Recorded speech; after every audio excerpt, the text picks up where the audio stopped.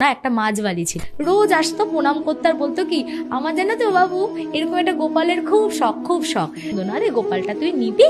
তখন বলছে যে হ্যাঁ দাও আমাকে গোপালটা। ওর এবার গোপাল পেয়ে তো ভীষণ আনন্দ। ও কি করতো, নিজে সকালবেলা উঠে যখন চা বিস্কুট খেত গোপালকে চা বিস্কুট দিত, ওই মাছের ঝুড়িটা নিত, তার উপরে ভালো করে এরকম পেপার বসিয়ে তার ওপরে তোর গোপালটাকে বসিয়ে মাথায় তুলে নিত। এবার যখন যার বাড়িতে মাছ বিক্রি করতে যেত আস্তে করে ঝুড়িটাকে নামাতো, গোপালটাকে সাইডে রেখে মাছ টাছ বিক্রি করে আবার পেপার দিয়ে ঢেকে দিয়ে তার উপরে গোপালকে বসিয়ে আস্তে করে মাথায় তুলে নিত।